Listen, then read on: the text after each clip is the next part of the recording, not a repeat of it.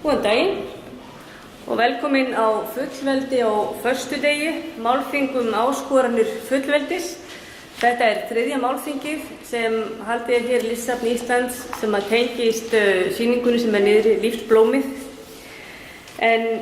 Og þetta málþing sem sagt skipulagt af Árnastofnun, hin tvö hafa verið af Þjóðskjalasafni Íslands og Listasafninu sjálfu. Við höfum þrjá fyrirlesara. Fyrst ætlar Guðrún Nordal, forstöðumaður stofnunar Árna Magnússonar í íslensku fræðum, aðeins að einbra við okkur áskoranir fullveldis árið 2018 og svona fylgja okkur hlaði. Næst mun Katrín Oddsdóttir lögfræðingur flytja erindi sem hún kallar fullveldi í raun, hugleiðingar stjórnarskrármál Íslendinga í samhengi við efnislegt inntak fullveldis hugtaksins. Og að lokum mun Andri Snær Magnússon rithöfundur flytja stóru orðin og sem nefnir á eftir árið 1809 kynnti Jörundur Hundadagakonungur íslensku þjóðinni fyrir glænýjum hugtökum og kom þeim til framkvæmda samdægurs. Hann var aðeins á undan sinni samtíð og það tók okkur að minnst 100 ára að skilja hugtökin sem hann notaði. Hvaða orð skiljum við illa í dag sem munu marka næstu 100 ár lýðveldis sögunnar. Nú eftir þessi erindi sem munu taka klukkutíma, þá höfum við umræður og spurningar til fyrirlesara og svo eftir verður kaffi hérna frammi.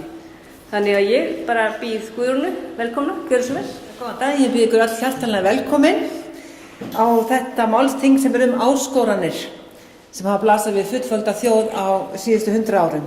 Og við, eins og hún sagði, þá heldum við málþingin í tengslum við sýninguna hérna niðri sem við fjöllum fullveldið frá ýmsum hliðum, meðal annars þessar áskoranir og leggjum áherslu á hve viðkvæmt fullveldið og þess vegna nafni Lífsblómið, það við þurfum að hlúa að blóminu og vökva það svo það dafni. Og þess vegna fyrsta myndin á sýningunni sem kom mörgum á óvart frá búsáhaldabyltingunni, fréttamynd ársins árið 2009, þegar við virkilega upplifum það að við værum kannski að missa fullveldi úr höndunum því að auðvitað erum við ekki fullvalda nema við séum efnahagslega sjálfstæð. Og það hefur raunar að upplifa áður því að bara 3 árum eftir fullveldi 1918 þurftum við að taka gríðarlega stórt lán frá Englandi, svokallaða enska lánið. Þannig við fundum strax fyrir því hvað viðkvæmt það var að standa ein og sjálfstæð í þessu alþjóðlega samhengi. Og við höfum glímt við ýmsar aðra áskoranir þessu síðustu 100 árum og á sýningunni, ef þið hafi ekki séð hana eftir að fara niður og eftir, þá notum við nútíma listina til að segja þá sögu, að tjá og túlka hætturnar kannski eða áskoranir sem við höfum þurft að glíma við og alla þjóðir þurfum við að glíma við, því þetta ekkert sjálfsagt neitt. Og þær hafa stundum verið inn á við þessar áskoranir, en mjög oft líka í svona alþjóðlegu samstarfi og tengjast þetta alþjóðlegum hræringum. Og þegar við lítum tilbaka þá það þannig og örugglega þegar við lítum fram á veginn. Og strax til dæmis 1980 var tekist á virkjun Gullfoss og þessin erum við með verkið hennar Úrjar baráttu Sigríðar í Brattholti og það stórt verk sem við komum inn á í lokaparti sýningarinnar. Því átökum við umhverfismál hafa alltaf verið svona þráður í gegnum okkar sögu. Og mynd Péturs Thomsens þarna líka frá framkvæmdunum við Kárahnjúkavirkjun. Mjög áhrifamikil mynd, hluti af svona stærri myndröð eftir hann. Þannig þessi átök kannski höfum við háð hér heima en auðvitað tengst svona stærra samhengi. Og við höfum líka barist yfirráð við auðlindum okkar við önnur ríki og á fullveldistímanum og bæði menningulegar auðlindir hafa skipt okkur máli og náttúrulegar eða náttúran.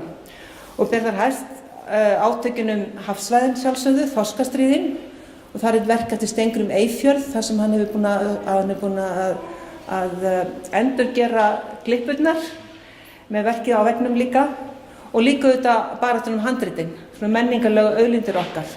Og með handritin eru svona í miðju sýningarinnar og önnur skjöl sem voru svona kannski má segja þessi grundveldi sem við stóðum á í upphafi, við áttum eitthvað menningarlegt fullveldi, við upplifum okkur andlega, menningarlega sjálfstæð, jafnvel þó við værum það ekki á öðru leyti.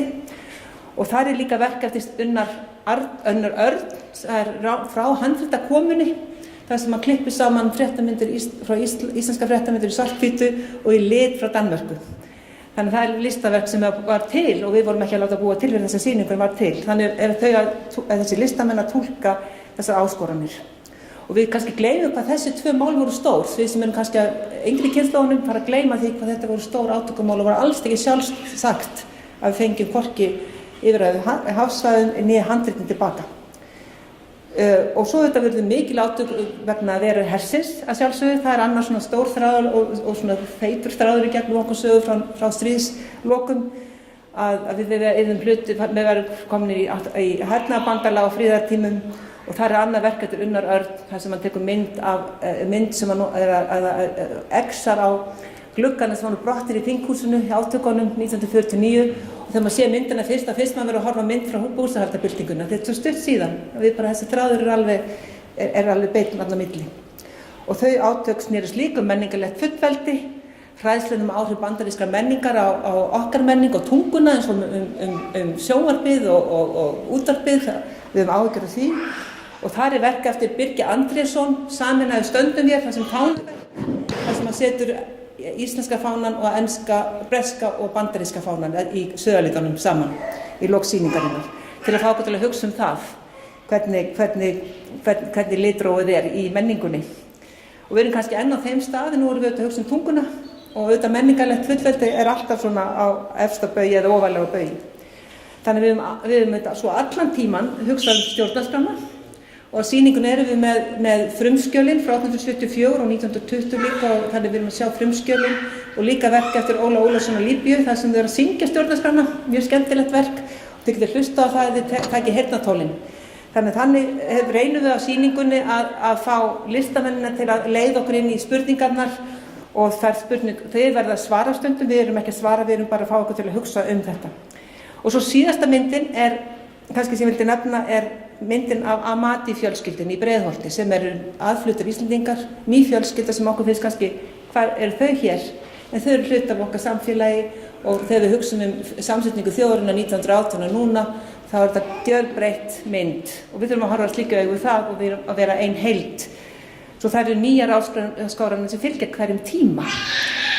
En við okkur langa á þessu málþingi ekki að horfa tilbaka, heldur að fá tvo svona, eins og við vitum, hugmyndaríka og áhrifaríka fyrirlestra til að velta fyrir sér þessu fullveldishugtaki og áskorunum núna í dag og horfa það fram á veginn og að því við erum alls ekki hætt að hugsa þessi mál.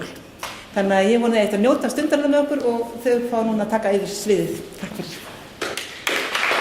Góðan og blessaðan daginn og takk fyrir að leyfa mér að tala í dag. Það fannst mér vera mikil heiður. Mér langaði að segja mér fallegt sem þú sagðir þegar þú talaði bæði efnahagslegt og menningarlegt fullveldi þjóðarinnar.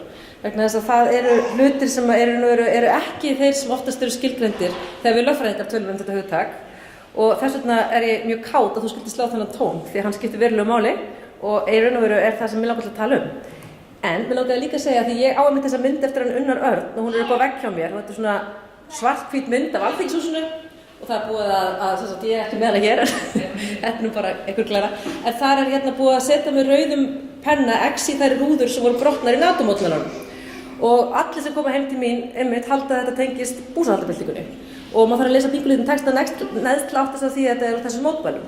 En það sem áhugavert við þetta að það var ekkert hægt að brjóta þessar rúður árið 2008 þegar mótmælum stóðu yfir. Það var búið að setja skothelt gler í þær. Og ég fór að hugsa þetta þegar þú varst að tala að einhvern hátt þá ákveðin þróun í gangi sem svolítið svona forherðing fullveldisins og þessi mynd sýnir það að vissu leyti vegna þess að núna þegar þing sett þá búið að viðgirða slóðina sem þau ganga áður en að fólki getur komið og sé fulltrúana sína og það sama við 17. júní og það einhvers konar trend í gangi sem við ættum að vera vakandi fyrir. En ég mikill andstæðingur glæra en ætla samt að vera með glærur í dag. Ég veit ekki alveg af hverju, mér langaði bara til að koma svo mjög skilmerkilega til skila á þessum tíma sem ég hef. Þannig að ég ákvaði að búa til yfirlit. Þetta verður svona, passaði ykkur nú. Fyrsta lagi þá ætlum við að tala skilgreiningar og önnur leiðindi.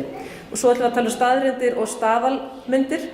Svo tölum við skemmtilegheit og samlíkingar og þá þversagnir og þvermóðsku, loks tilfinningar og rökhyggju og endum svo á niðurstöðum og uppörfunni. Þannig að ef þið höndlið þessu uppbyggingu þá held ég bara glöð áfram. Ef einhvern gera athugasemd þá það ekki boðið. Nei, flott, skilgreiningar og leiðindi.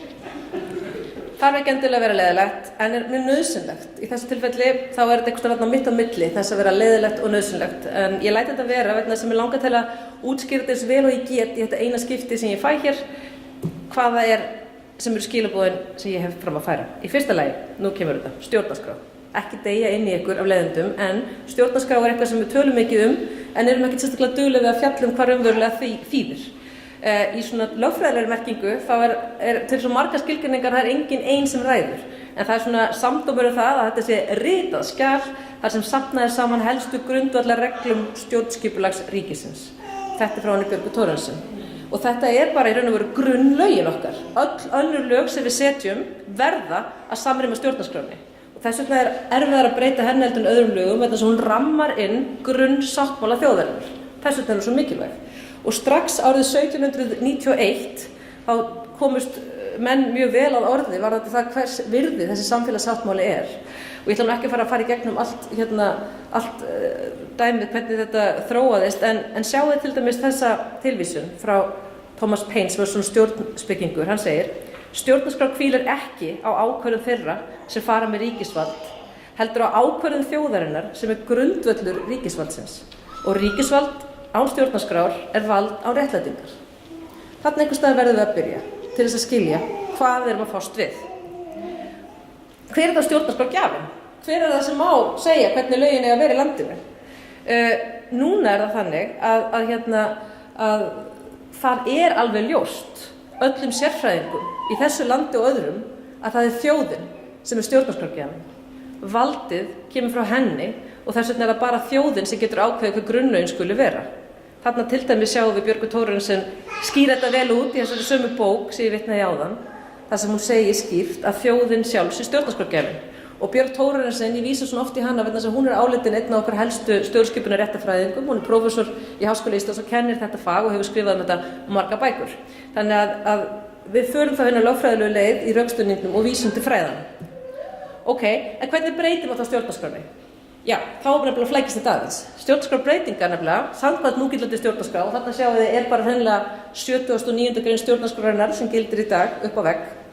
Hún virkar þannig að til þess að breyta stjórnarskránni, þá þarf að rjúfa Alþingi, leið boða til kosninga og svo þarf næsta þing að staðfesta þetta algjörlega óbreytt. Það er eina leiðin til að breyta stjórnarskránni.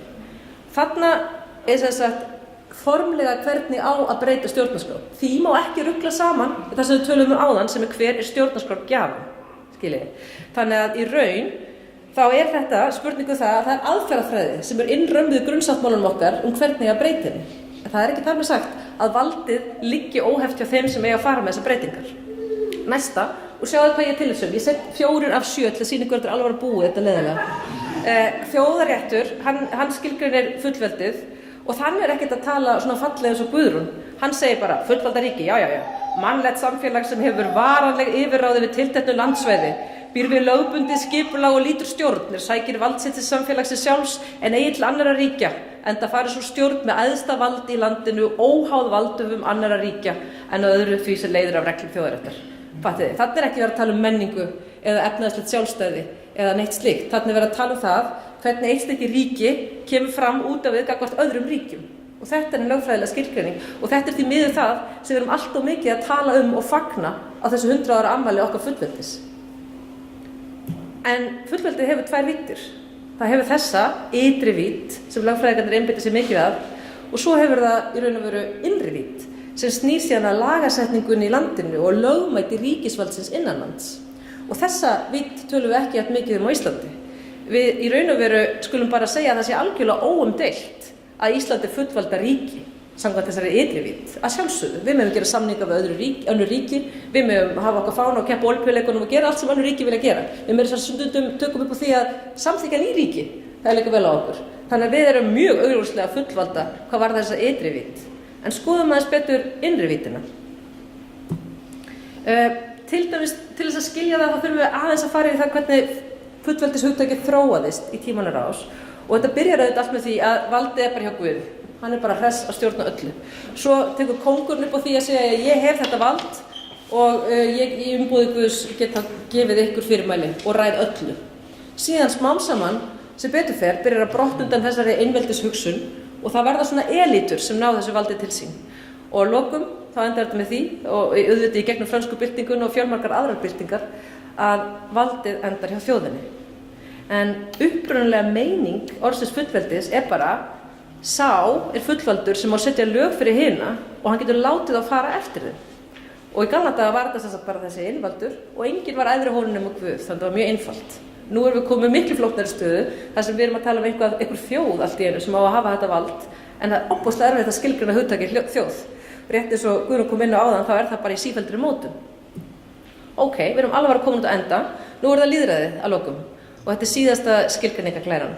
En það eru til aftur svo margar ólíkar skilgreiningar á lýðræði að það er erfitt að ná tökum á því hugtaki, en, og svo vísum við aftur í Björgu, þá gangaði þó flestar út frá því að í lýðræðiskerfum eigi valdið frum uppsprettu sína hjá þjóðinni og hún hafi yfir að ráða einhverjum aðferðum sem tryggja áhrif hennar á niðurstöðu mála þegar hún kýs að beita sér. Lýðræðið hvílir því í grunninn á forsendinu fullveldi þjóðarinnar. Og þarna sjáum við að þessi tvö hugtök, annars vegar lýðræði og hins vegar fullveldi, algjörlega samofin. Og þarna augljóslega verið að vísa líka til þessa innra fullveldis sem þá undirstaðan að lýðræði.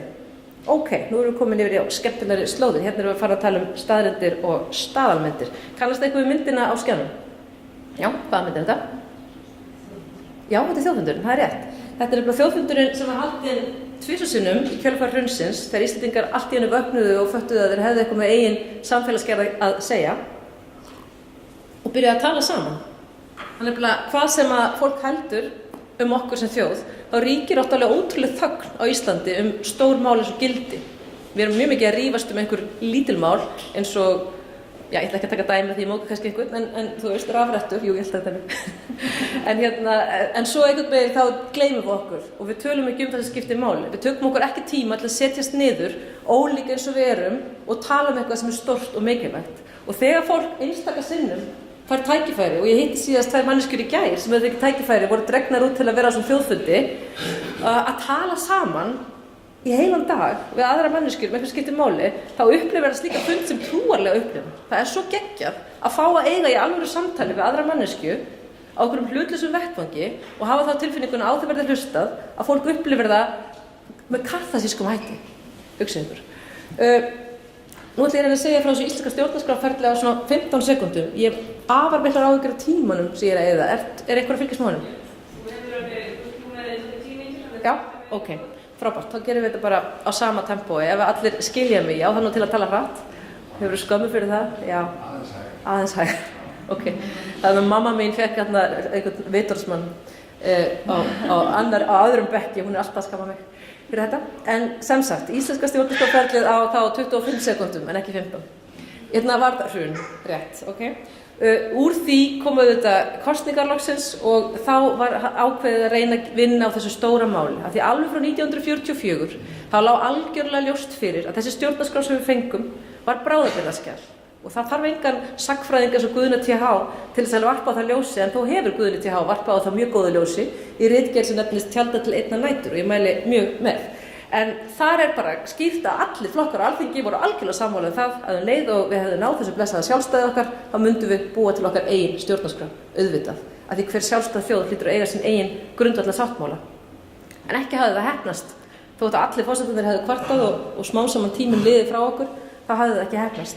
Þannig að hrunið var svolítið velkomið svona, og nú sletti ég wake up call að því leyti að við fórum að hugsa býtunum við. Var ekki eitthvað svo að þetta verið að gera? Jú, grunnlögin okkar.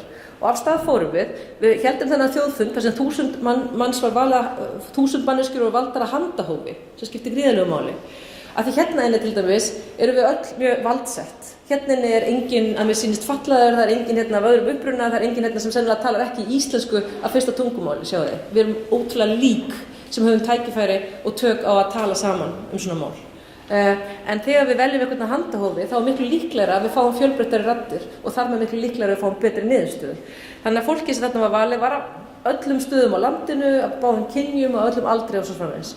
Þau fengu að koma auga á þessi gildi sem ættu að grundvalla nýju stjórnarskrána og síðan var valið nefnd af sérfræðingum sem mátti greina þessi gildi, búa til stóra skýrslu það hvernig væri hægt að gera sem besta stjórnarskrá og kjósa síðan annars kosningarnar til stjórnlagaráðs. Stjórnlagaþing hérna þá og eftir ógildingu Hæstaréttar síðan stjórnlagaráð. Aðferðafræðin sem ráðið beitti, sem hefur vakið athygli allan heim, eru tvennulagi kannski merkileg. Í fyrsta lagi var ákveðið að opna ferlið algjörlega á meðan á skrifunum stóð.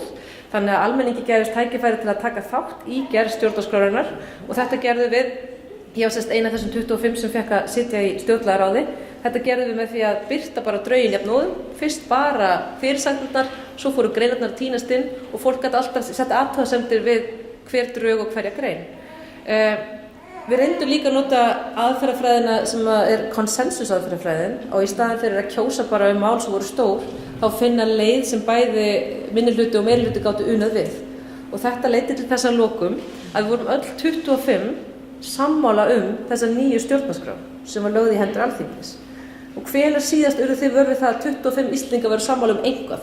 Þess að bara hvað átti að hafa í matinn eða eitthvað. Það er ekki hægt. Hvað þá 114 greinar á stjórnskipunartexta? Þetta er algjört kraftaverk og það gleymist oft hversu mikilvæg svo málamiðlun sem fólst í þessu kraftaverki er. Þegar þingmennirnir okkar byrja núna að kroppa í þetta skjal eins og þetta sé eitthvað hlaðborð, þá eru þeir algjörlega að hunsa þá staðreynd að þarna átti sér stað gríðarleg málamiðlun. Þarna var fólk á svo ólíku tægi að það var alltaf hægt að finna ólíkar fólk og saman gat að una við þessa niðurstöðu. Alþingi fer eitthvað að brölta með þetta, fær ýmsa kritík og annað og að lokum afræðir það að setja málið í þjóðaratkvæðagreiðslu. Sú þjóðaratkvæðagreiðsla fer fram árið 2012. Spurningin sem var aðalspurningin en ein af 6 var: vilt þú að tillögur stjórnlagaráðs verði lagðar til grundvallar frumvarpi að nýrri stjórnarskrá? Við þessari spurningu svöruðu 66,9% kjósenda já. Ok, og hvað hefur gerst síðan? Ekkert. Nú, ef við tökum smá samanburð hérna, að það er alltaf gott að bera sig saman við aðra þjóðir þegar það er skoðað hvernig mann vegnar af sem ríki, þá getum við horft til dæmis á Brexit, sem var einnig ráðgefandi niðurstaða með mun minna vinningshlutfall og engum dettur í hug, ekki einu sinni þeim bresku þingmönnum sem eru alfarið á móti útgöngu úr Evrópusambandinu að hunsa niðurstöðuna, ekki í einn dag. Svo getur tekið Katalóníu, þar sem spænski herinn fer með þvílíku ofbeldi gegn borgurunum að annað eins og við alltaf sést í Evrópu á síðustu árum til að koma í veg fyrir að þau geti haldið ólögmæta þjóðaratkvæðagreiðslu vegna þess að þar veit fólk líka að það er marktakandi á fólkinu þegar það fær loksins að segja hugsun. En hér á Íslandi þá hefur ekki neitt gerst frá þessari þjóðaratkvæðagreiðslu. Alþingi hefur ekki náð fram neinni breytingu á stjórnarskránni og meiri segja það sorglega litla bráðabirgðaákvæði sem var bætt inn í gildandi stjórnarskrá er runnið út, sem hvað á það mætti með miklu meirihluta breytinni með öðrum hætti en kveðið er á. Þannig að eina sem hefur gerst er að það hefur verið skipuð enn einn nefndin, örugglega svona 50. nefndin frá lýðveldisstofnuninni, sem sest inn á einhverja lokaða fundi, byrjar að skiptast á hrossum einhverjum og endar með einhverja útvatnaðar tillögur sem engin nefndarmanna getur sætt sig við. Nú starfar enn einn nefndin í núverandi ríkisstjórn sem er skipuð formönnum flokkanna sem mynda Alþingi í dag og þau veita upplýsingar og sitt starf á stjórnarskrá.is og ætla ég nú ekki að dæma það neitt frekar. En þá spyrjum við okkur næst, er kannski þessi vilji þjóðarinnar sem að við sáum í kjölfar hrunsins, er hann horfinn? Erum við bara búin að róa okkur niður? Erum við búin að fá það að hreint með öllum þessum peningum sem hafa streymt inn í hagkerfið okkar og öllum þessum túristum sem hafa komið inn í landið okkar að við þurfum kannski engu að breyta, þetta gengur bara vel. Ok, það er mjög góð spurning en við eigum sem betur fyrir svarið við henni því það var gerð könnun 28. september 2017 þar sem spurt var hversu mikilvægt eða lítilvægt þykir þér að Íslendingar fái nýja stjórnarskrá á næsta kjörtímabili. Þarna er mikilvægt að átta sig á því að meirihluti svarenda sagði að það væri mikilvægt, annaðhvort mjög eða mikilvægt. Og af þeir sem tóku afstöðu og haldið ykkur nú fast, sögðu 70% að það væri mikilvægt. Þannig að frá því að þjóðaratkvæðagreiðslan átti sér stað, sem var 2012, og þar til í fyrra, þá hefur fjöldi Íslendinga sem telur þetta mál mikilvægt og vill fá nýja stjórnarskrá aukist. Þetta þykir þeim erlendu sérfræðingum sem ég tala við allan heim þetta mál mjög merkilegt. Því oftast er talið að svona stjórnskipunargluggi hreinlega lokist ef að þjóðin er ekki nógu dugleg og nær ekki málinu í gegn á meðan breytingaöflin eru í gangi. En skoðum síðan líka aðeins bara til að vera alveg heiðarlegum hvar andspyrnan liggur, hverju það eru sem telja að það er lítilvægt að við fáum nýja stjórnarskrá og við sjáum mynd. Edda vill ekki sjá þessa mynd.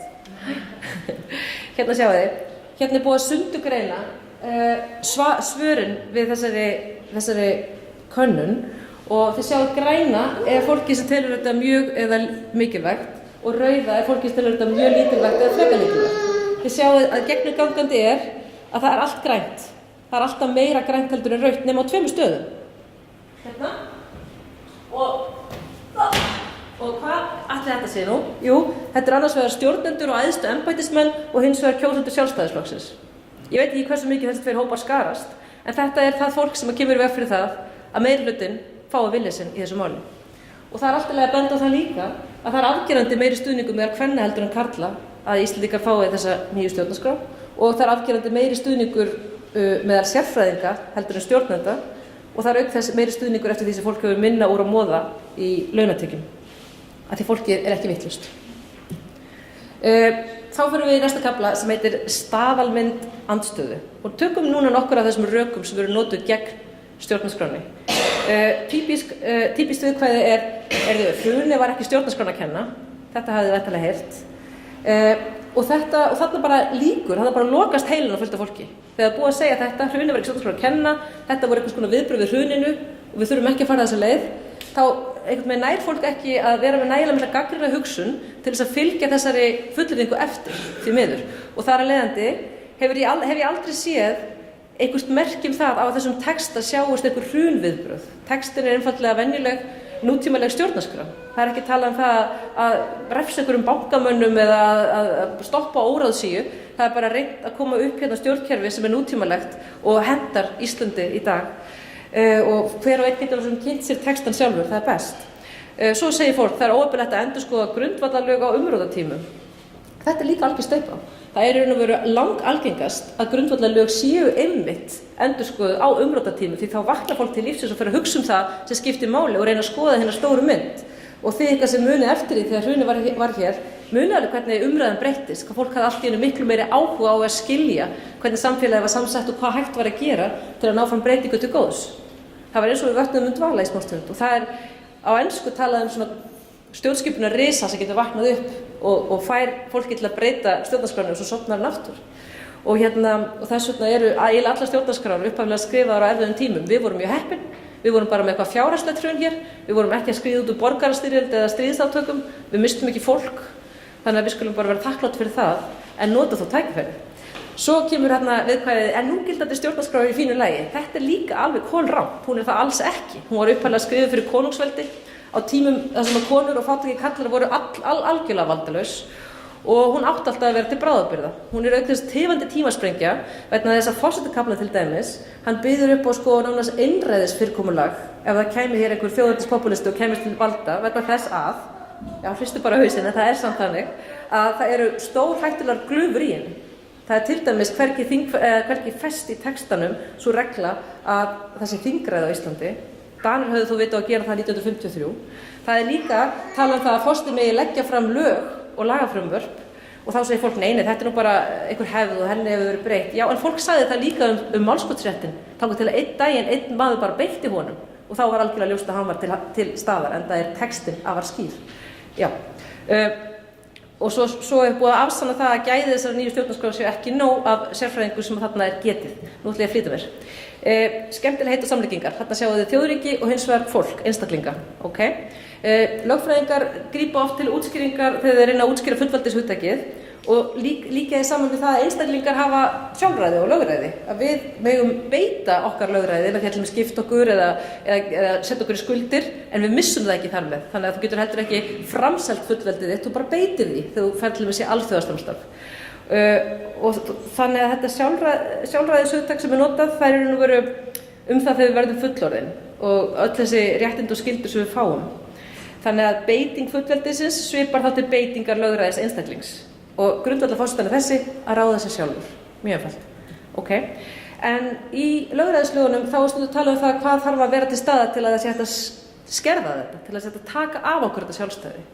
Og það þarf að vera brýn þörf, það verður að búa að reyna önnur og vægari úrræði, það þarf úrskurð dómara eða hlutlaus aðila og við þurfum að vera í því standi að við séum bara algjörlega frá viti okkar stödd. Við getum ekki ráðið okkar persónulegu högum.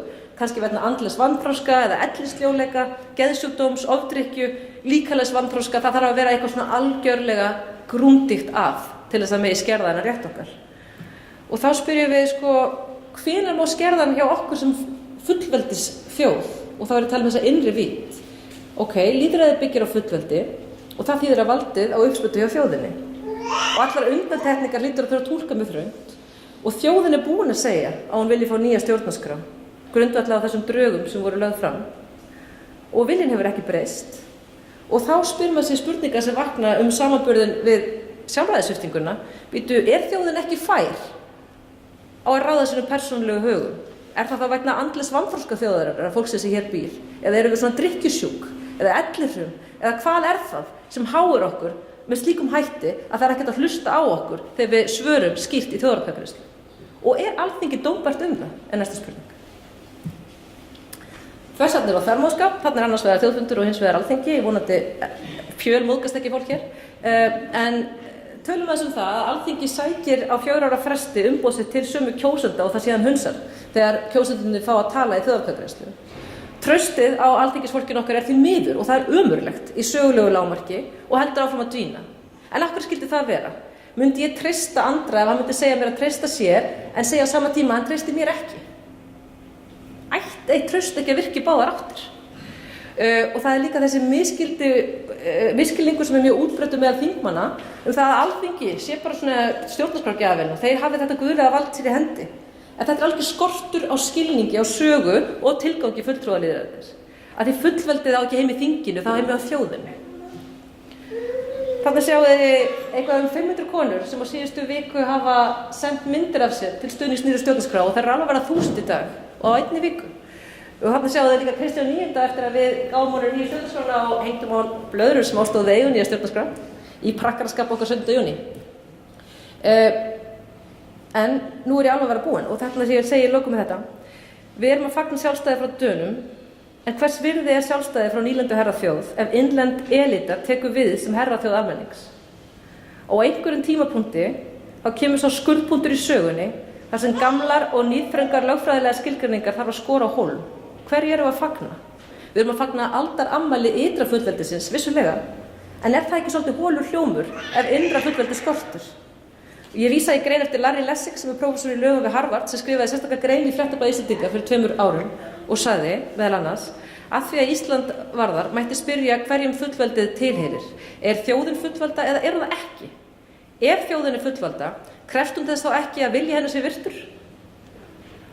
Og svo spyr ég þá bara að lokum, ekki alveg að lokum, ekki með smá viðbót, en á þessu stigi, lýðræðisþróunin okkar kannski bara einhver staðar í einhverju hringrás? Við erum búin að fara frá guði til kongs til elitu til þjóðarinnar og nú erum við aftur komin til elitunar. Og hvað er það næst? Kongur eða einfaldur? Og ef svo myndi vera, sem ég vona innilega sé ekki, getur þá núgildandi stjórnarskrá varið okkur fyrir því? Því miður ætti ég að svara sér nei. Þá kemur falleg landslagsmynd bæði til að sýna fram á það ég alveg búin og líka til þess að láta okkur líða betur. Niðurstöður. Íslenska ríki fullvelda, já, en íslenska þjóðin það ekki. Og sjálfstæðisbaráttu Íslendinga ekki lokið. Kerfi verjast alltaf breytingum. Núna þau meðal annars að verjast þeim breytingum að náttúruauðlindir verði settar í þjóðareign, að jafnaður verði atkvæðisréttur, að innleitt verði beint lýðræði, að innleitt verði almennileg náttúruvernd, að innleitt verði persónukjör og innleitt verði heimild til framsals ytra fullveldis. Þetta allt sameinandi þætti með einu þætti og einn hátt að þeir færa vald frá elitum til almennings. Sagan sýnir okkur líka að við erum með óklára verk í höndunum. Það áttu að koma ný stjórnskipunarlög fyrir Ísland þegar að konungsskipanin breyttist í Danmörku árið 1848 og þá var Jón Sigurðsson í 9 manna nefnd sem gerði athugasemdir við því að það fullt af þessum lögum áttu bara alls ekki við Ísland, þess vegna vildu þeir ekki þessa stjórnarskrá. Og þau bentu á það, að það yrði óvissa að hve miklu leyti þeim ætti að fylgja. Og svo kom álit nefndarinnar sem sýnir það hvernig fólk hugsaði og skildi stjórnarskrárhugtakið í þá daga. Þau sögðu, eða þeir, það einnig einlæg óvissa að hve miklu leyti lögunum eigi að fylgja, en slík óvissa öldungis óhæfileg í hverju lagabúði sem hvort sem það heldur skoðað í tilliti til skyldna eða réttinda. En þó allra óviðurkvæmilegust í grundvallarlögum sem af öllum mannlegum lögum eru hinn mest varðandi, að því að þau eiga að tryggja hinn æðstu réttindi manna sem þess vegna þurfa að geta fest rætur hjá þjóðinni og áunnið ást og virðingu hennar. Rétt upp hönd sem með ást, virðingu og rætur í núgildandi stjórnarskrá og upplifir hana með þeim hætti að hríslast eitthvað sælurhollu þegar þið lesið hana eða skoðið hana. Ég sé enga hönd á lofti, en tökum sömu spurningu í Bandaríkjunum til dæmis. Þar var stjórnarskrá til dæmis sett í trássi við lögin sem þá giltu, en hún var stjórnarskráin þeirra og hún ávann sér ástar og virðingu. Aðfaraorð þeirra nýju stjórnarskrár sem við eigum í dag og höfum enn ekki lögfest eru með þeim hætti að ég heldur getur náð þessu takmarki. Ég leyfi mér að lesa þeim upp að því á 1 mínútu eftir það ekki. Ok, og svo kemur síðasta klæðan. Þau eru svona, Edda, hlustaðu nú, þú ert framtíðin. Ja? Þú henni. Við sem byggjum Ísland viljum skapa réttlátt samfélag þar sem allir sitja við sama borð.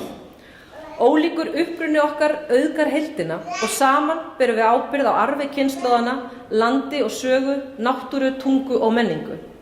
Ísland er frjálst og fullvalda ríki með frelsi, jafnrétti, lýðræði og mannréttindi að hornsteinum. Stjórnvöld skulu vinna að velferð íbúa landsins, efla menningu þeirra og virða margbreytileika mannlífs, lands og lífríkis. Við viljum efla friðsæld, öryggi, heill og hamingju á meðal okkar og komandi kynslóða.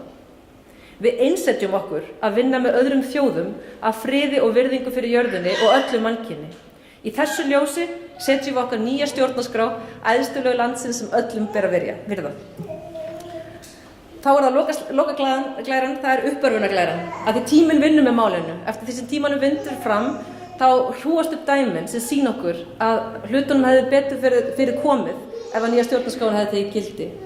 Og ég er það algjörlega fullviss að þessi nýji samfélagsáttmáli muni taka gildi að lokum og þar með sönnum við loksins að við hefum fullt erindi til þess að fagna fullveldi Íslands sem þjóð. Takk fyrir.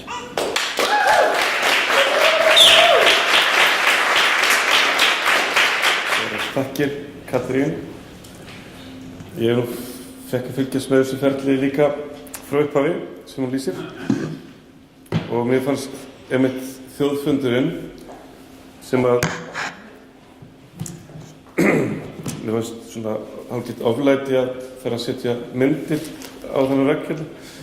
Ég vissi ekki hvort það mætti án leyfis safnstjóra. En já, ég fylgdist með þessu frá upphafi og ég verði að segja að mér fannst þjóðfundurinn vera alveg stórmagnað fyrirbæri. Þannig að það var kallað til áhrifa fólk sem að réttir ekki einu sinni upp hönd í skólafélaginu eða í foreldraráðinu eða í húsfélaginu.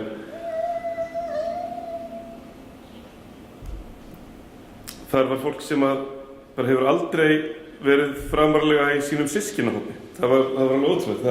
Það er alltaf einhver sem er aðal og þarna skáruðu þau allt aðalið og það var bara á handahófi, það var fólk valið og ég satt þarna við borð á fyrri fundinum, minnum mig, og þá var þversniðið á borðinu hjá mér, það var næstu í klísja. Þessi ef ég skrifaði í skáldsögu þetta þversnið, þannig að 53 ára sjómaður frá Patreksfirði, 19 ára afgreiðslustúlka úr Hafnarfirði. Þetta var svona algjörlega farlega og þetta var svona algjör þverskurður og ég hef aldrei séð svona þverskurð samankomin. Og þess vegna finnst mér svo mikilvægt að núna þegar menn slíta ferlið og byrja upp á nýtt á svona alþingismauki með fullri virðingu fyrir alþingi, þá er svo mikil synd að menn ætti að sniðganga þennan svona óbúslega fallega farveg sem var lagt af stað með og byrja upp á nýtt einhvern veginn og henda þessu vegna þess að náttúrulega ekki boðlegt að láta einhverja afgreiðslustúlkur Hafnarfirði og mann frá Patreksfirði að ræða málin og bara athöfnin sjálf, burtséð frá aðferðafræðinni sem á gagnrýna og alls konar, en bara athöfnin að kalla fólki saman og horfa á þjóðina. Þetta var bara eitt fallegasta myndlistarverk, eitt fallegasti myndlistargjörningur sem ég hef séð. En ég ætla að tala tungumálið og þegar ég fæ fólk gesti erlendis frá, þá fer ég oft með gestina hingað á Boulevard of Broken Dreams og ég sýna þeim sem heitir sem Borgartún líka. En þá sýna þeim hérna hvíta húsið þar sem Reagan og Gorbachev hittust og þar féll kommunisminn í kjölfarið, það er járntjaldið hrundi og næsta hús við hliðina á er 4. stærsta gjaldþrot í sögu kapitalismans. Þar sem að 20.000 milljónir dala fjallu. Stærsta gjaldþrot í sögu kapítalismans frá 1920, sem ekki á miðað við höfðatölu, heldur bara í dollurum talið. Það 2 milljónir miljóna eða 2 billjónir. Ég hef aldrei séð orðið billjónir, en þetta var 2 billjónir. Og ég ekki að hlakka yfir örlugum annarra eða óförum annarra, heldur runni heillandi, runni að vera rithöfundur eða vera hugsandi manneskja á tímum og vera ekki kannski orðin 36 ára þegar allt þetta gerðist, að horfa upp á 2 risavaxnar hugmyndastefnur, einhvern veginn falla fyrir augum manns, þess að kommunismin fyrst eða svona það kerfi og síðan þessi ofsakapitalismi sem að reið húsum hérna til 2008 og hvernig tungumálið í rauninni losnaði úr viðjum samtímis og horfa síðan í rauninni á hvernig fram á síðasta dag bæði kerfin voru varin bókstaflega eiginlega fram á síðasta dag. Honecker sagði í janúar 1989 múrinn mun standa eftir 50 ár og eftir 100 ár og hann var sett hruninn þarna haustið í nóvember 89 en forstjóri Kaupþings, hann var aðeins betri en Honecker. Hann sagði við stöndum mjög vel og Seðlabankinn öruggur að fá þessa peninga tilbaka, ég get sagt að kinnroðalaust og bankinn féll 3 dögum síðar. En það sem áhugavert í rauninni hvernig tungumáli losnar úr viðjum, orðræða sem hefur verið búin til, stórt eiginlega kerfi sem að býr til ákveðna heimsmynd sem að maður síðan fylgir, hvernig það allt í hennu losnar það og verður pláss fyrir nýjar hugsanir og í þessu gati varð einmitt til meðal annars þessi nýja stjórnarskrá. Þar sem fólk einmitt spurði sig hver veit mest, hver raunverulega aðal, hver á raunverulega stjórn og hver ber síðan ábyrgðina að lokum.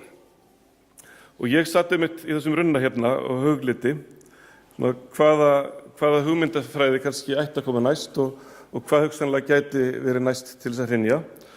Og þá var ég kannski mest að hugsa þessar fréttir sem maður fékk undirstöðu jarðar, undirstöðu lífsins sem voru loftslagsbreytingarnar og menn hafa látið eins og lofthjúpurinn taki endalaust við, að hafið taki endalaust við, að moldin geti endalaust gefið mér af sér með meiri ábyrgði, að dýrategundir geti endalaust fært sig set þegar maðurinn þarf meira pláss. Og ég var að hugsa hvaða hugmyndafræði ræður við þetta mál vegna þess að einhvern veginn virtist lýðræðið ekki hafa ráðið við það, kommunisminn skeytti engu þetta og ofsakapitalismin var engu betri. Og hvaða rit á lesa, hvaða tungumál á nota og hvað í rauninni á segja og hvernig raunverulega hægt að tala eitthvað sem jafn stórt og andrúmsloftið, jafn djúpt og hafið og jafn breitt og bara allt landið sem við búum á. Það markaðslausnir, græna hagkerfið, ályktun frá kínverska kommunistaflokknum, hvernig þetta draga úr losun og koma í veg fyrir í rauninni að spár vísindamanna nái fram að ganga. Þannig að það mikilvægt að taka fram að við þurfum að nota orð. Við notum alltaf orð og orð þau þýða eitthvað og orð einhvers konar hugbúnaður hvernig við tölum heiminn. Og það má segja að þegar við sjáum svona orð eins og hnattræn hlýnun og flettum yfir það í blaðinu, en síðan flettum við ekki yfir orð eins og barnabókin hennar Birgittu Haukdal eða málverki hans Jóns Gnarr eða braggamálið mikla sem kom fram einmitt sama dag og svarta skýrslan kom frá Sameinuðu þjóðunum, þá má ég eiginlega segja að sum orð eru kannski svo stór að við skiljum þau ekki. Sum orð eru kannski eins og svarthol út í geimnum sem að maður sér, sem engin vísindamaður hefur séð og vegna þess að hann dregur inn í sitt allt ljós og hvort að sum orð séu rauninni svo stór að þau bara sogi í sig alla merkingu og okkur er rauninni ókleift að segja þau. Í hljóðupptöku til dæmis þá brotnar stundum hljóðið. Við Rósa þekkjum það. Að þá maður að reyna að taka upp og svo við horfum maður á línuritið og hljóðið brotnar og fer yfir þessa línu og þá bara eitthvað suð sem að heyrist þá getur hljóðið fyrir aftur undir og þannig finnst mér oft vera einhvers konar myndhverfing fyrir skilning okkar að orðið svo hnattræn hlýnun þá má segja að það sé allt saman fyrir ofan brotalínuna. Við höldum að við skiljum orðið en við skiljum í rauninni ekki nema kannski 1% af því vegna þess að ef við skildum orðið í raun þá ætti orðið að vera svo þungt og svo hlaðið merkingu að það ætti í rauninni ekki verið að segja það í fjölmenni á þess að svona virkilega svona komið einhver klökkvi í salinn. Og við getum tekið dæmi úr fortíðinni hvernig orð og merkingar breytast og hvernig orð breyta hugsun okkar og stýra í rauninni nánast samfélaginu. Í 30. sálmi Hallgríms Péturssonar, og ég skrifaði þetta bara vegna þess að ég myndi þetta utan eftir að vinna með Rósu, það skiptir ekki máli, en að þeir sem sál mín syndir drýja samviskunni þvert á mót. Það er að segja, þeir sem sál mín syndir drýja samviskunni þvert á mót. Á landnámsöld hefði enginn getað sagt þetta. Þeir sem sál mín syndir drýja samviskunni þvert á mót. Þannig heil setning, syndir, sál, samviska, þessi orð voru ekki til. En þegar Hallgrímur yrkir þetta, þá þessi orð í rauninni nánast stærsta valdatæki í heiminum. Þetta orð sem fengu fólk til þess að fara skríðandi til Rómar, afhenda biskupi allar eigur sínar, kollvörpuðu samfélögum, hrepptu menn í ónáð, ollu því að fólk var brennt á báli eða refsað grimmilega eða ég geti haldið lengi áfram. Þetta voru orðin sem í rauninni bara allt samfélagið snerist um. Þeir sem sál mín syndir drýja samviskunni þvert á mót. Á landnámsöld hefðu menn ekkert verið að pæla í þessum orðum, synd, sál og samviska, vegna þess að þeir fengu bara heiður og sæmd af rámsverðum sínum og fengu einhvers konar samviskubit fyrir að hefna sín ekki. Ég veit ekki hvort það kallast samviskubit, en einhvers konar hugmyndum það. Og þeim ég gjarna leiðrétti mig vegna þess að ég mjög til í að taka við leiðréttingu. Og hirðskáld sem á 10. öld ætlaði að yrkja ljóð konung sem var kannski búinn að snúast til kristinnar trúar eða höfðingja, hann hefði átt í miklum vandræðum vegna þess að gamla skáldamálið byggðist algjörlega upp á heiðnum kenningum, heitum og kenningum. Þannig menn sögðu ekki himinn, menn sögðu dvergahjálmur, menn sögðu ekki jörð, menn sögðu brúður Óðins. Og skáldamjöðurinn sjálfur, eða skáldskapurinn sjálfur var kvasis dreiri. Og hvernig áttir þú að yrkja Guð, skapara himins og jarðar, þegar þú varst neyddur til að nota kvasis dreira til að lofa skapara dvergahjálms og Óðins brúðar?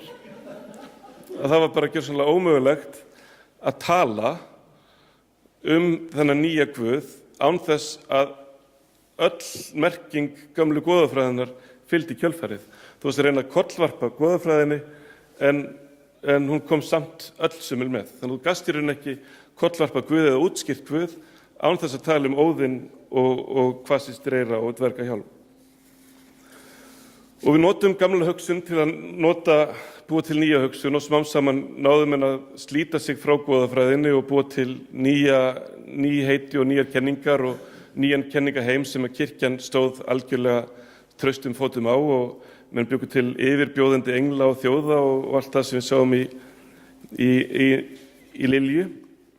Og fyrir skáld ársins 1000 þá var hjálp í vændum. Kirkjan var í þann veginn að fara að framleiða alveg haug af orðum og hugtökum og bókmenntum og öðru slíku sem að menn gátu stuðst við og skáldskap. Og þá komið allir þessi orðin sem að í rauninni menn höfðu ekki á þessum tíma: synd, sál, samviska, píslarganga, krossnáð og allir þessi orð sem að síðan stýrðu tilfinningum okkar í næstum 1000 ár.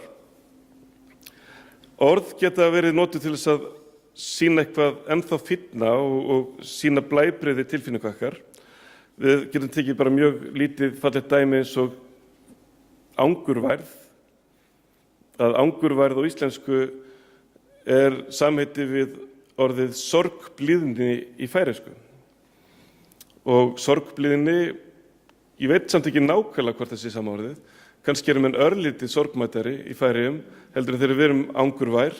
Við erum kannski við varðeldi í Þórsmörk og það kemur fyllumst einhver svona angurværð, en í Færeyjum erum við kannski örlítið sorgmættari. Og við getum alveg verið meðvitið þetta og bara hreinlega tekið inn orð í tungumálið eða búið til orð. Við getum til dæmis tekið inn orðið sorgblíðni og þá ættum við orð: hvernig líður? Já, það helltist yfir með einhver sorgblíðni þegar ég var að hugsa ömmu mína, sem aðeins sorglegri en angurværð. Ég getur sagt það. En allavega þá gat Hallgrímur Pétursson ort synd, sál og samvisku árið 1614, hann var fæddur 1614 og hann gat ort synd, sál og samvisku, en hann gat ekki ort frelsi, mannréttindi, lýðræði og jafnrétti. Þrátt fyrir hann væri frábært skáld og mikill hugsuður, þá hefði hann aldrei ort ljóð slíkt málefni. Og þegar Jörundur Hundadagakonungur framkvæmdi sína byltingu á Íslandi árið 1809, þá gaf hann út róttækt orðaða yfirlýsingu og hann sagði svo: Ísland frítt og frjálst frá Danmerkur ríkisráðum. Og fyrir okkur sem ölumst upp við það að sjálfstæðisbarátta Íslendinga hafi verið sjálfsögð og við hefum þráð frelsi í... Þetta myndlist. Ég ger þetta viljandi. Frítt og frjálst frá Danmerkur ríkisráðum, að þá hljómar það eins og eitthvað sjálfstætt. Okkur finnst bara, já, þetta vildi allir, það ekki? Þetta vildi við. En þegar maður fyrir að kanna málið nánar, þá var hann líklega einn af þeim allra fyrstu sem yfirleitt orðuðu þessa hugsun. Og aftur, endilega leiðréttið mig svo ég fari ekki að skrifa eitthvað svona á almannafæri. Þannig að hann var líklega sá fyrsti sem að setti þessa hugmynd á framfæri. Hann var líklega sá fyrsti sem að mælti þessi orð af vörum á Íslandi og ekki nóg með það, heldur hann mælti þessi orð af vörum og framkvæmdi það samdægurs. Og það dálítið erfitt að kyngja nýju hugtaki, eða jafnvel nokkrum nýjum hugtökum, frelsi, lýðræði, jafnrétti, og hann gaf út margháttaðar yfirlýsingar og kom með alls konar nýjar lausnir. Hann lækkaði skatt, hann lýsti yfir að skattar tafalaust lækkaðir 50%, enda runnu þeir nánast allir beint úr landi. Á Íslandi alltaf til ársbirgðir af korni til að mæta hungursneyð og hörmungum, og sú hugmynd var náttúrulega mjög góð svona stutt eftir skaftaröldina. Hann vildi gefa Íslendingum ferðafrelsi, hver og einn mætti ferðast landið eins og þeir vildu, og á þessum dögum voru 25% landsmanna í rauninni vinnuhjús sem voru algjörlega bundin sínum bæ. Íslendingar skildu ekki hvað var að segja, þeir skildu ekki hvað ekki konungur var, og þess vegna kölluðu þeir konung. Hundadagakonung, þegar hugmynd hans var einmitt sú að verða ekki konungur, þá kölluðu hann konung, vegna þess að það var einhvern veginn eina hugmynd okkar einhvern mann sem var að taka sér þessa stöðu. En í 12. grein auglýsingar sinnar frá 11. júlí 1809 kemur þetta skýrt fram, hann ætlaði ekki vera konungur, eins og hann orðaði það sjálfur, að við skuldbindum oss til að leggja niður vort embætti það augnablik samkoma fulltrúna hefur átt sér stað, hver samkallast næsta ár þann 1. júlí 1810 og eftir einn sama hefur ákvarðað reglulega landsstjórn og einn og sérhver svo vel fátækur tekur jafnvæga hlutdeild í þeirra stjórnun sem hinn meiri háttar. Og þarna gengur hann í rauninni lengra heldur en franska byltingin og í rauninni algjörlega á skjön við veruleika allra landsmanna í rauninni. Hver einn og sérhver svo vel fátækur tekur jafnvæga hlutdeild í þeirra stjórnun sem hinn meiri háttar. Þetta náttúrulega bara vitleysa sem allir vita sem vil ekki koma nýju stjórnarskráni á vita. Og það nefnilega ekkert sjálfgefið að, og þetta áhugavert vegna þess að á þessum tíma voru 88% Íslendinga bláfátækir leiguliðar og þannig að þrátt fyrir að yfirlýsingin snerti í rauninni vald til þá 88% landsmanna sem bara hefðu ekkert að segja neitt í sínum málum, þá ekkert þar með sagt að fólk vilji þiggja það sem þeim rétt. Og það getur tekið nokkuð mörg ár fyrir hugmynd að komast inn, og það áhugaverða að ára 1809 þá var Baldvin Einarsson, sem oft talinn upphafsmaður sjálfstæðisbaráttunnar, hann var 7 ára gamall. Jónas Hallgrímsson var 2 ára gamall og við áttum ennþá 2 ár í Jón Sigurðsson. Þannig að þeir sem að rauninni fæddust árið 1809 eða voru að fæðast það bil, það urðu loksins þeir sem að voru og tók þá í rauninni líka alla ævina, alla þeirra ævi að semja ræður, ritgerðir, funda, hugsa, pæla, skrifa í 100 ár, þar til að loksins 1918 að þeirra draumur var að veruleika.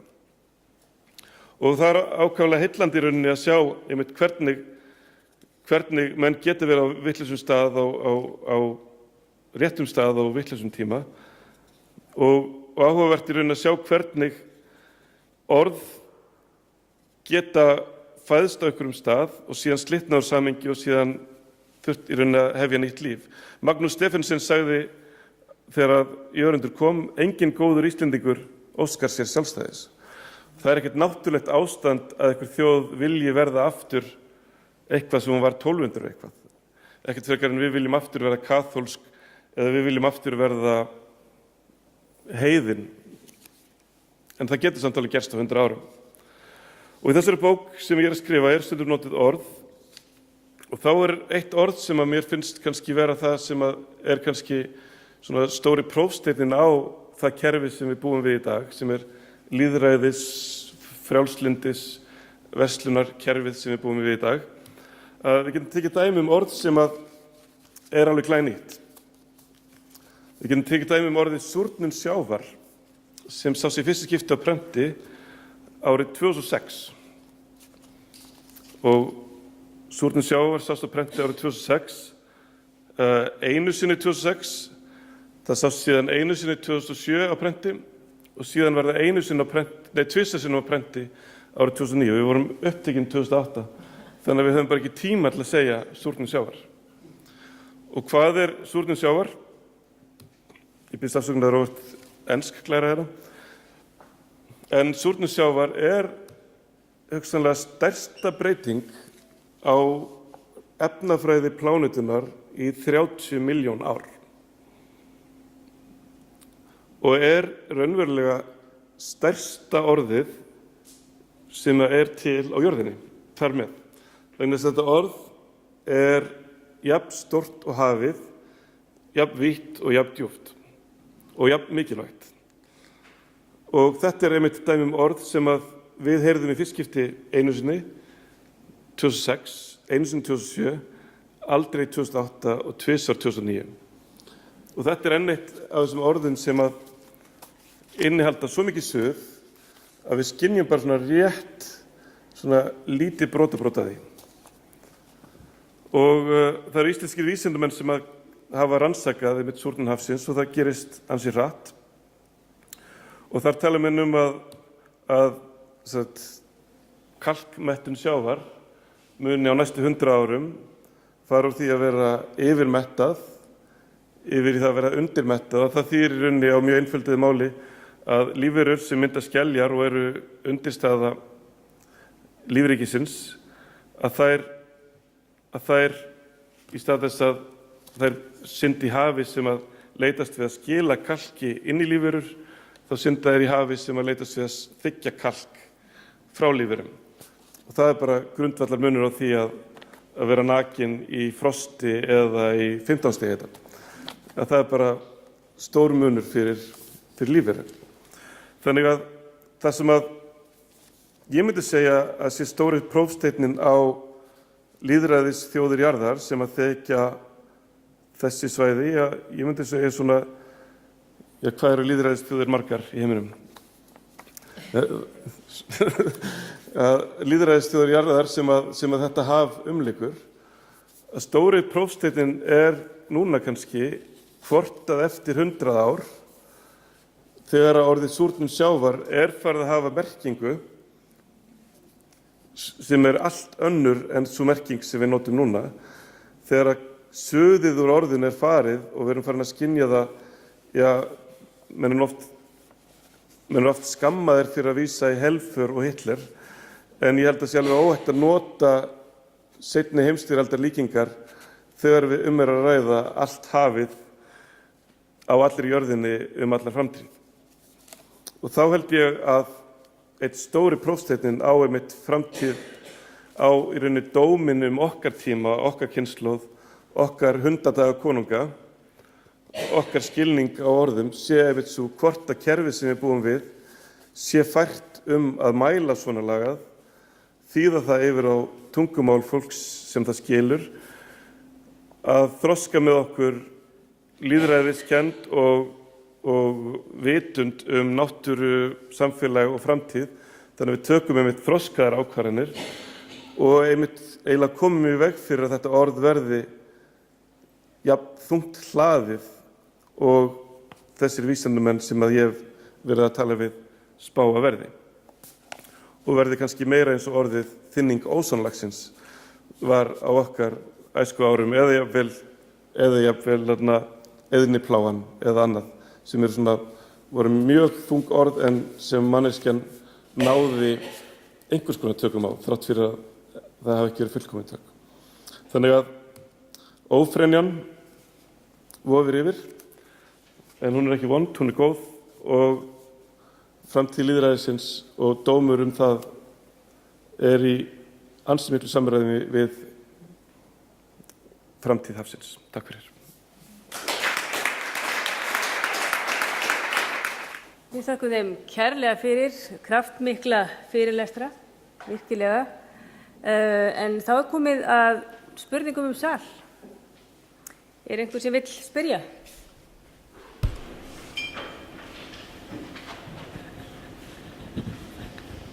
Hendur á lofti.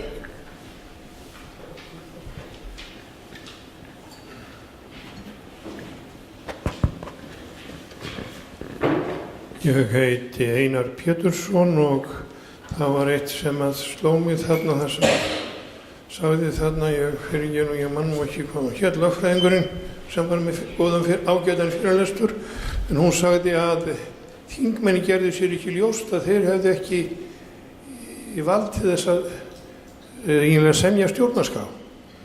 Og ég hef oft hugsað það að hvernig stendur á þessu.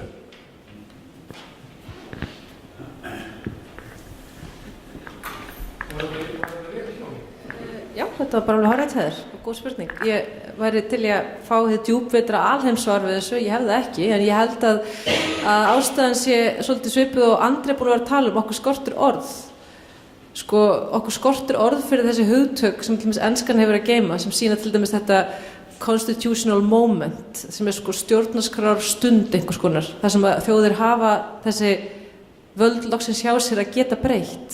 Sko, og okkur skortur orð fyrir, ég að reyna að nota orðið stjórnarskrárgjafinn sem þó ekki til eiginlega, vegna þess að ég að reyna að útskýra það að valdi liggur ekki þar sem að breytingavaldi liggur, að það fólkið sem hefur valdið, fólkið stjórnarskrárgjafinn og þjóðin, en þingið hefur formlega vald að koma síðan þeim vilja til lífs eða þannig. Og ég held að ég hef talað við minnst 2 þingmenn sem hafa bara opinberað þennan misskilning sinn það að þau telja að Alþingi sé stjórnarskrárgjafinn. Og þau telja að valdi liggi þar og þess vegna fara það alltaf að krukka í þessu öllu saman og reyna sitt besta við að búa til eitthvað sem þau halda að þau geti boðið þjóðinni en gleyma á sama tíma þessari nýskiðu sögum það að þjóðin bjóti sitt eigin sáttmála og þar alveg einhver grundvallar misskilningur í gangi, hlýti ég að áletta en þú getur nánast spurt hvaða sérfræðing sem í stjórnskipunarrétti og hann mun staðfesta það að það þjóðin sem stjórnarskrárgjafinn en þingfólki kannski þyrfti bara að fá smá svona menntun, ég stungi upp á því að þau fengju bara fyrirlestra þetta í byrjun hvers þings. Ég hef líka dótt í huga að það hlýtur að hafa að segja prófessor í stjórnlagafræði voru áhrifamenn á Alþingi í áratugi.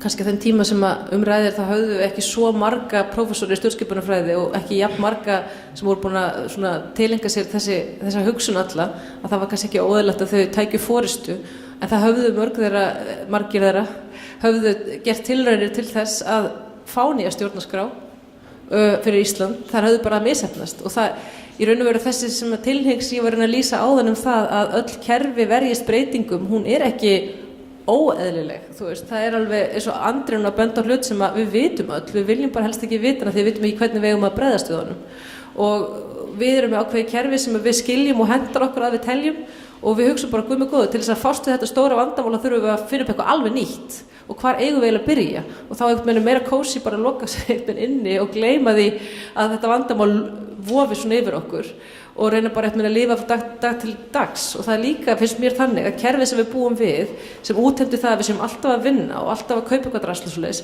það gefur okkur óbúslega lítið færi á því að hugsa og djúphugsa hvert við stefnum sem dýrategund og sem þjóð og sem fjölskylda og sem einstaklingar við höfum óbúslega lítið færi og tíma til þess að endurmeta stöðuna sem ótrúlega slæmt við höfum listina til þess að reyna að hjálpa okkur og við höfum einhvers konar samtal, en mest við bara rífast eitthvað sem skiptir engu máli. Það ótrúlega grátlegt og ég held að í þessa daga þar sem reynt var að breyta stjórnarskránni þá kom til dæmis fram frábærar tillögur sem bara þingið stoppaði hreinlega því að einhvað þarna var bara kerfið að viðhalda sér því miður. Þannig að þetta bara eins og þrátefli staðan sem við erum í.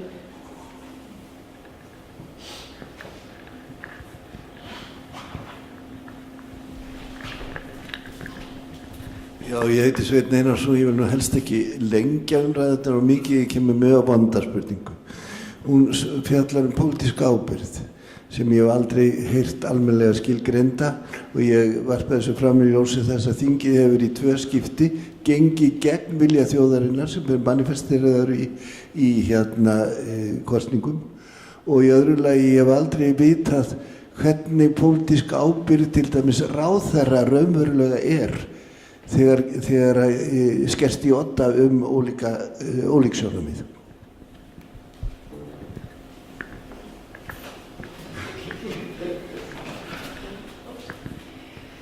Já, þetta er svona ákveðin fjarvistarsönnun, þetta hugtak finnst mér.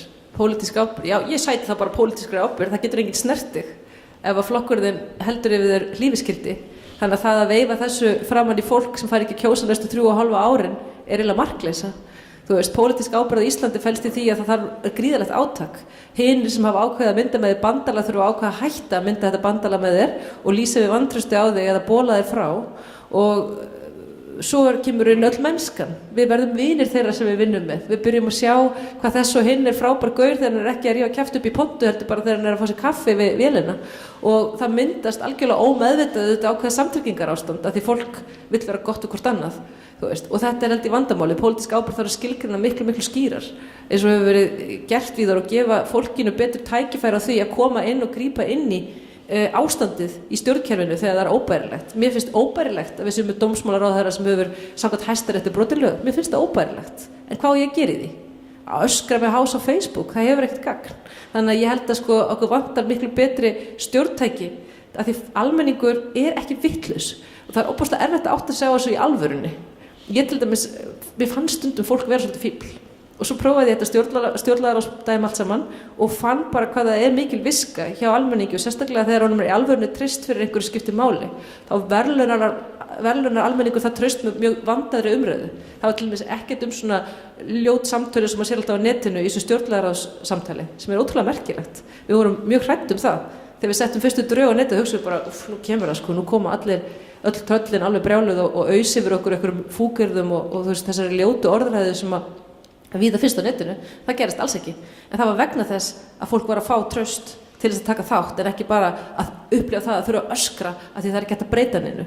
Og mjög margir sem ég þekki telja til dæmis að sú staða sem er í Bandaríkjunum núna, þar sem við erum með þennan furðu fugl sem forseta þessa stórríkis, sé vegna þess að fólk upplifir sig svo valdalaust. Það bara biður eitthvað, nóg að klikka til að reyna að hrista upp í kerfi sem hlustar aldrei á það. Þannig að stóra spurningin sem er kannski undirliggjandi þessari litlu spurningu pólitíska ábyrgð er bara kerfið okkar virkar ekki. Það er algjörlega úrelt og galið og við erum með áherslurnar á kolröngum stöðum. Þannig að við náum ekki að forgangsraða rétt og við fáum ekki bestu niðurstöðuna hverju sinni.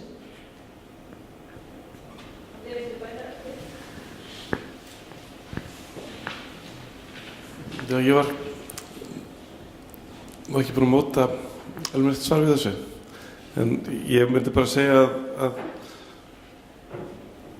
að mér finnst þetta líka að vera fagurfræðilegt í stjórnarskránni. Það er að segja, hún er ekki bara lögfræðiplagg, hún er einhvers konar skjal, hún er einhvers konar eins og segja heilagt, hún er einhvers konar og hún þarf að vera svona frá listrænu sjónarmiði út frá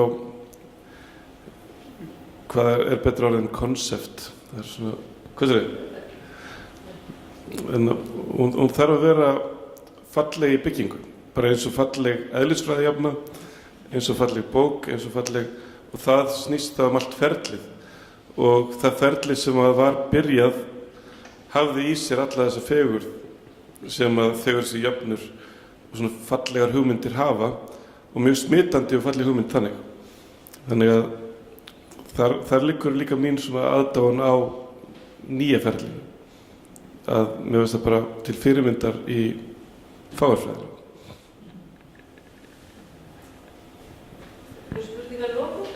Áður en við áttum kaffi og spennum saman? Aðeins lóku? Já, vissu. Ég heiti Rósa Þorsteinsdóttir. Ég held að þú hefur hlaupið yfir eina glæru, Andri, sem að skýrir hvaða sem veldur súrnun sjávar. Var það ekki? Getur ekki sýnt okkur hana? Ég hljópi yfir í alla glærunar því að ég fekk svona 5 mínúna merki. Þýtti það að ég var búinn með 5 mínútur og átti 5 mínútur eftir. 5 mínútur eftir. Ok. Ég geti það bara sýnt ykkur það hún ætti að vera hérna einhvers staðar.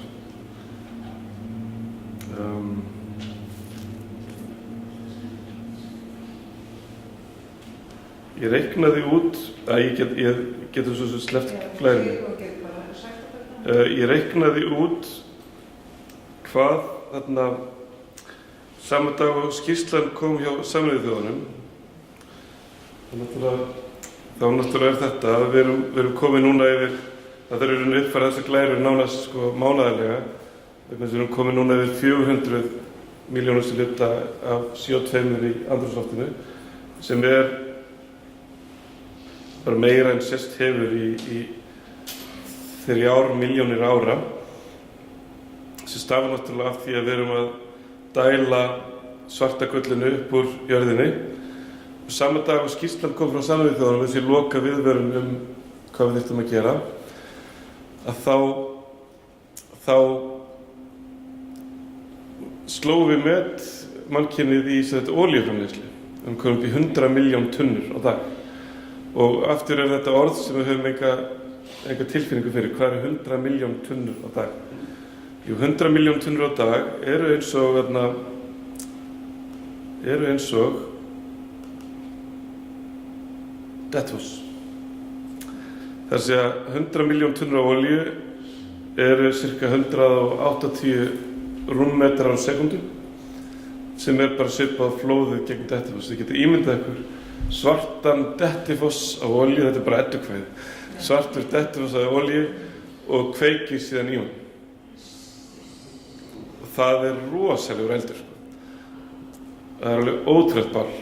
Og bálið er eins og 600 Eyjafjallajöklar alltaf.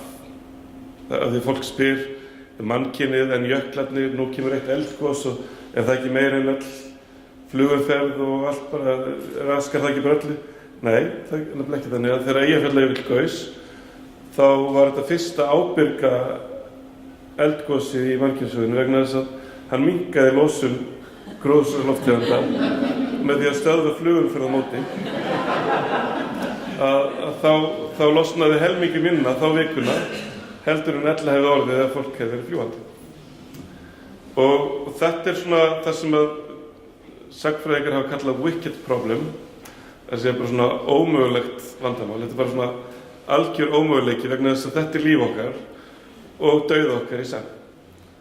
Og það er eitthvað svo hörmulegt, hvernig þetta komast út úr þessum ógöngum, þessari svona úlfakreppu sem við erum í og það er verkefni sem ég er ekki að reyna að leysa sem ég er að reyna að skoða bæði fyrir sjálfur mig og vonandi aðra og ég reyndar fann ég svona ég get sýnt ykkur peppglærin eða viljið af því að það er ábyrgðarlaust að setja fólk út bara nú er ég bara fyrkt í tölvunum minni og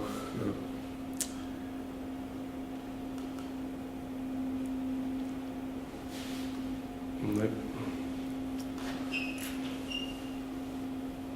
síðan já það er sett ábyrgðarlaust að bara sína þetta og svo vitir náttúrulega að það er ekki bara jöklar það er ekki bara hafið það er allt að gerast það er allt vatn á jörðinni er að taka bara stórum breytingum út af þessum stóra Svartafossi og lausnin sem er lögð til er einhvern veginn jafn fáránleg. Hún er ekki bara að slökkva á vélinni, heldur spólar hann tilbaka. sem að hljóma bara eins og bara eitthvað svona, já ok, þetta er bara, þannig að við erum hérna núna 2018, erum við komin upp í einhver næstu í 50 gigatonn af losun gróðurhúsalofttegunda og við þurfum ekki bara að minnka hana niður í 0 eftir 32 ár, heldur þurfum við þá að byrja að dæla koltvíoxíði ofan í jörðina og binda meira en við losun, sem bara, við þurfum bara að taka alla hringvegin okkar og alla ferðina til Benidorm og fara aftur og bak frá með 2050 og þetta hljómar bara eins og eitthvað rugl, þetta hljómar eins og þessi andstætt náttúrulögmálum.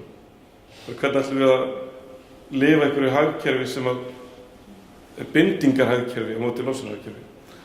Þannig að ég fór að spá í hvað er þetta að gera á 30 árum og já, ég kom í annar fyrirlestur í fyrsta ansökunar.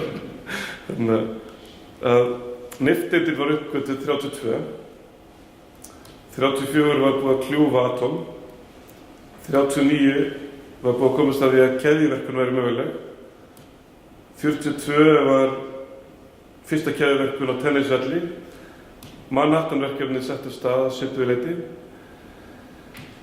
og 3 árum síðar var komið sprengja. Og það er